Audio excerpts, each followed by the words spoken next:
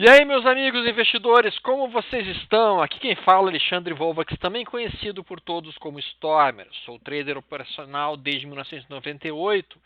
Opero no mercado, já operei Forex, já operei futuros, já operei opções, caçando centavos em opções. E eu concentrei-me mais em treinamentos e formas de operar em cima de positions do que qualquer outro tipo de estratégia operacional. Em 2008, eu me aposentei da cirurgia plástica e me tornei um trader profissional full-time. E a partir daí, então, comecei a operar realmente swing trades, operações mais curtas, gráficos diários com alvos de 2 ou 3 dias. E depois disso, eu passei a operar realmente day trade um pouco, de uma maneira um pouco mais sistemática. Mas o assunto de hoje não é trade. O assunto de hoje, que eu quero conversar aqui com a Carol, que está aqui do meu lado, dá um abraço pessoal. Carol, tem que falar alto que o meu microfone está ruim. Oi, gente, feliz Páscoa atrasada. Legal, o assunto de hoje é quais são as lições que nós podemos tirar do coronavírus? Quais são as lições que nós, seres humanos, podemos retirar de toda essa situação que a gente está vivenciando no coronavírus? Eu estava pensando sobre isso, Carol, e algumas lições elas já imediatamente saltam aos olhos para mim e eu queria ver se tu concorda comigo nelas ou não. Eu acho que uma das primeiras lições, porque eu acho que se a gente conseguir refletir um pouquinho aquilo que nós estamos vivendo nesse momento, como sociedade, como pessoas, nós podemos sair disso melhores. Nós podemos sair desse momento de uma maneira mais forte, de uma maneira mais sábia e de uma maneira mais consistente. Não apenas como traders, mas como seres humanos, que eu acho que é muito mais importante do que como traders. Então, uma das coisas que me chamou a atenção em todo esse processo de quarentena que a gente está vivendo, esse processo de lockdown que a gente está vivendo, e mesmo de uma série de outras coisas, basicamente são 3 coisas que me chamaram a atenção.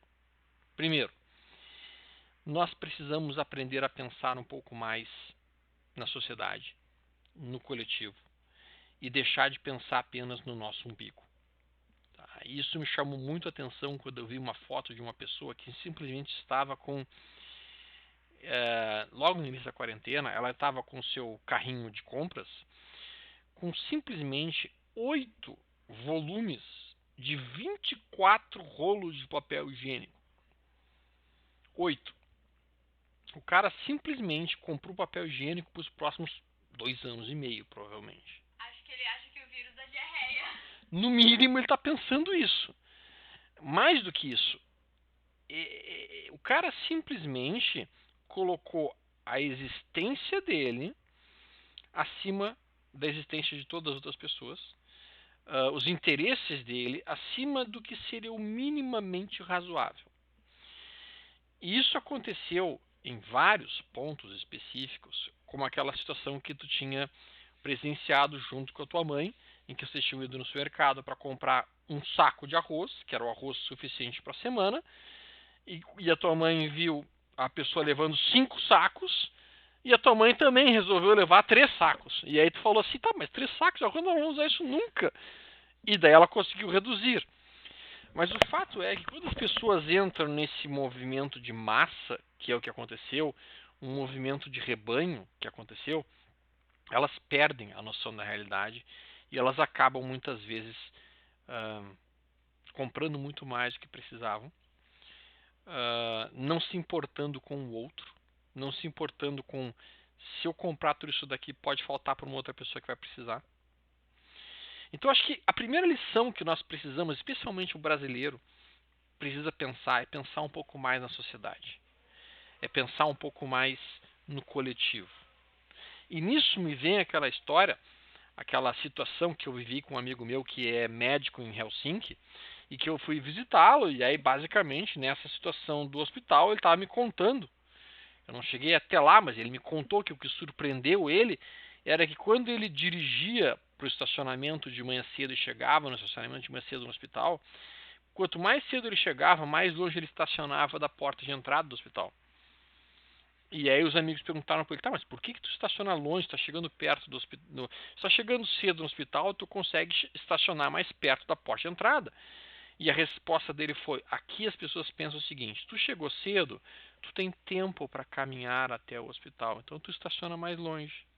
Quem chega atrasado tem que estacionar mais perto da entrada do hospital para poder chegar mais rápido.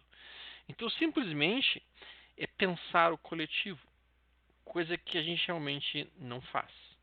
E aí, não sei se tu te lembra daquela situação dos japoneses, quando eles iam nos estádios de futebol na Copa, que eles limpavam o estádio depois que eles saíam do hospital. Isso é pensar no coletivo do futebol, isso é pensar no coletivo, que é uma coisa que nós precisamos começar a aprender. E por isso eu quero agradecer novamente a todos os amigos que contribuíram com a vaquinha. A gente já conseguiu atingir a meta e tomara que a gente consiga ultrapassar em muito mais a meta, porque eu acho que a gente vai conseguir no mínimo 2, talvez até 3 UTIs para Santa Casa, o que vai ser algo realmente fantástico em termos de colaboração para a nossa sociedade. Mas uma outra coisa que me chama a atenção e que eu aprendi com a situação desse corona, desse lockdown, e que eu estou vivenciando e que eu queria conviver contigo, compartilhar isso contigo, Carol. Eu tenho conhecido um aluno nosso, na verdade um cliente nosso, ele ganha aproximadamente 15 mil reais por mês. É um salário bom. Tá? Desses 15 mil reais por mês, ele tem de custo fixo aproximadamente uns 8 mil. Então, simplesmente com 15 mil reais, ele conseguia guardar aproximadamente 7 mil reais por mês. É isso que ele estava guardando e ele efetivamente guardava esse dinheiro, comprando investimentos que produziam algum tipo de renda, tipo fundo imobiliário, tipo uma LCI, tipo um tesouro direto, alguma coisa nesse cenário. Bom, e ele é um profissional liberal, ou seja, ele é médico. E eu tenho um outro amigo meu, que também é médico, e ele fatura por mês aproximadamente 80 mil reais. 80 mil reais por mês é o que ele faz. Muito mais do que o outro. Só que o que eu achei engraçado, porque essa semana eu fui conversar com os dois, né? O que eu achei engraçado é que o cara que ganha 15 mil reais, eu falei com ele: e aí, cara, como é que tá a situação da quarentena? Porque tu não tá podendo atender paciente, como é que tu tá te lidando com isso? A resposta dele: tô bem, tô tranquilo. Não tô muito preocupado, porque na verdade eu tenho uma reserva feita dos meses que eu estava guardando dinheiro e tô bem. E aí eu fui conversar com o outro cara, aquele que ganhava 80 mil reais, e o cara disse assim: Stomer, eu tô apavorado, porque eu tô quebrado, cara. Eu tô quebrado, porque assim, tá, eu ganhava 80 mil, mas o meu custo de vida era 78, 75. Então quanto é que ele guardava por mês? 2 mil reais. Qual que era o custo fixo dele? 78 mil reais. Quantos meses ele tinha que guardar para conseguir ter um mês de custo fixo dele guardado? Tá entendendo? 35 meses de trabalho. O que significa que muitas vezes não adianta tu produzir um caminhão de dinheiro se tu gasta todo esse caminhão. E aí acontece uma situação como o lockdown, que tu não consegue daí produzir porque tu tá preso em casa, tu quebra. Tu quebra.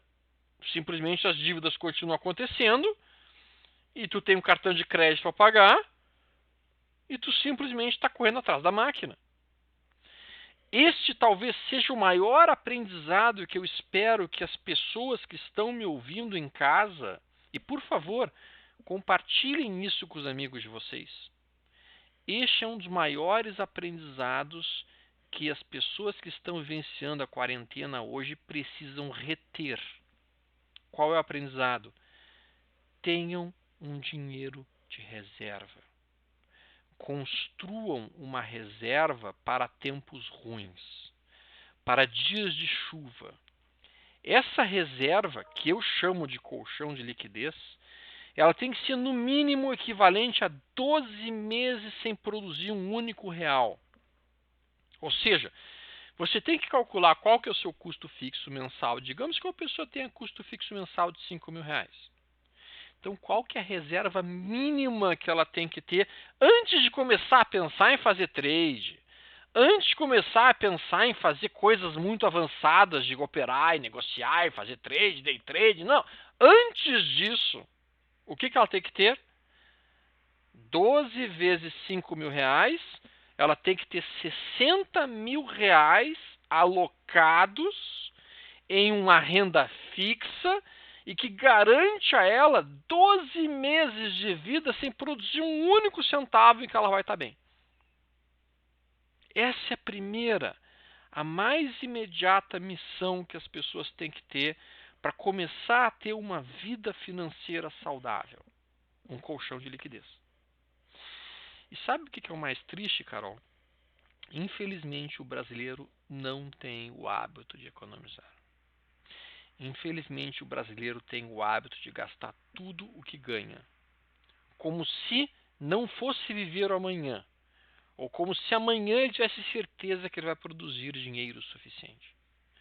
Ah, mas Stormer, eu ganho pouco. Não justifica. Não justifica o cara ganhar pouco. Mesmo o cara ganhando pouco, se ele guardar um percentual daquele pouquinho que ele guardou, que ele ganhou, ele vai conseguir ter uma renda, ele vai conseguir acumular. Quer ver um exemplo disso? A nossa diarista aqui, a dona Nedi. Diarista, tá? Ou seja, ela trabalha fazendo faxina de diferentes casas.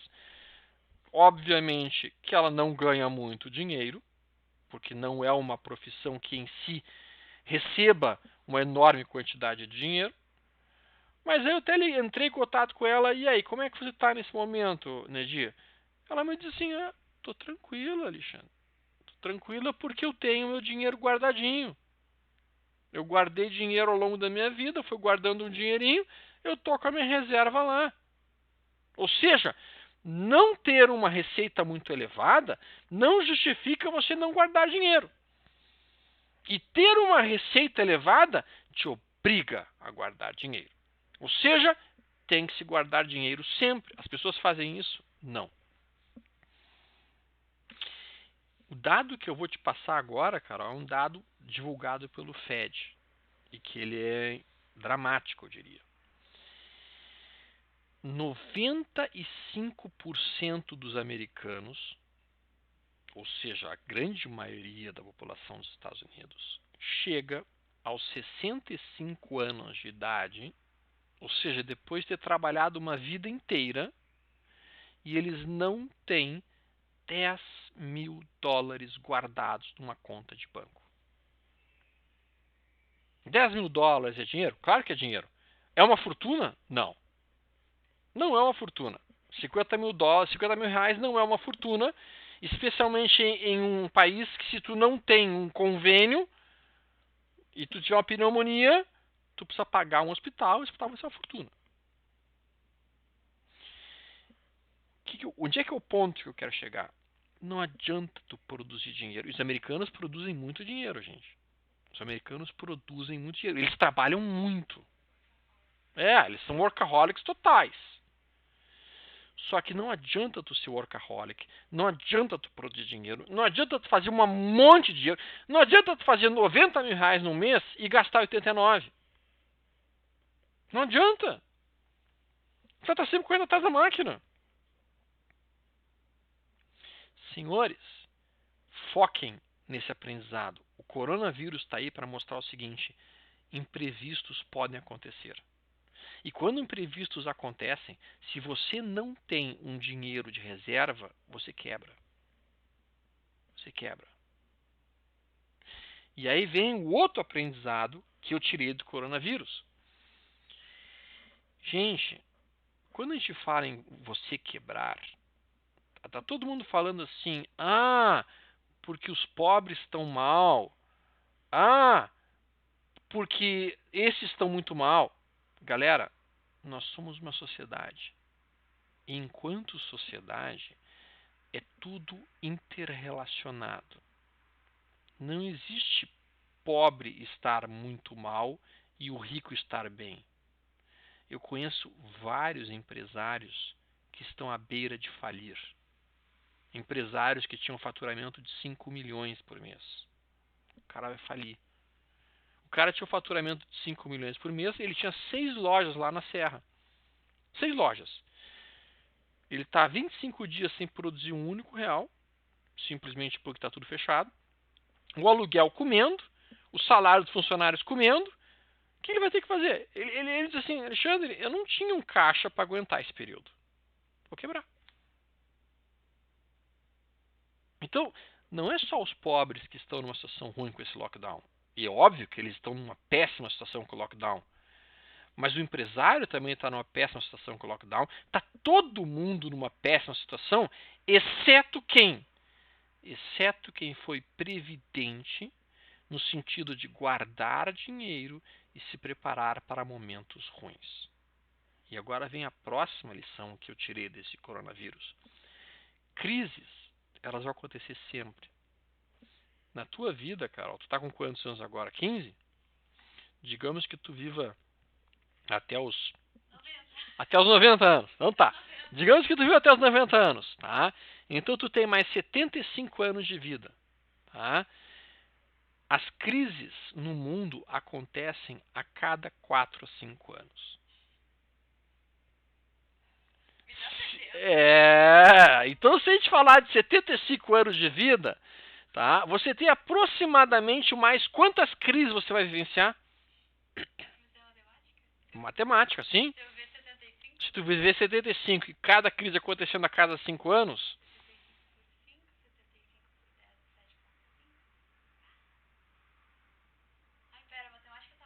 tá ruim, hein? Tá ruim.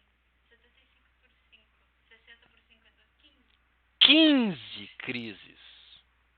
Você vai vivenciar 15 crises na sua vida. Quedas violentas de mercado, desastres. Se Deus quiser, não vai ter lockdowns, mas situações cataclismáticas no mercado financeiro e na vida de uma maneira geral. O que significa isso? Significa que se você for minimamente esperto, no momento que você não estiver em crise, você vai guardar dinheiro para o momento que aparecer a crise. Vocês não estão entendendo, pessoal, a importância de guardar dinheiro. Quem tem hoje 12 meses ou mesmo 15 meses de custos fixos guardados em ativos reais, fundos imobiliários, CDBs, LCIs, tesouros diretos, com todo esse lockdown, o cara não está desesperado. Quem tem um mês e meio de reservas, está em pânico. Está em pânico. Isso é uma questão importante, porque isso faz parte da educação financeira. E, infelizmente, no Brasil não existe educação financeira nas escolas. Tá? No teu colégio tem? Nada. Nada. Tem nada. Tem nada. Tem nada. E sabe o que é engraçado? Eles fizeram um estudo, porque lá nos Estados Unidos, alguns estados americanos têm educação financeira nas escolas.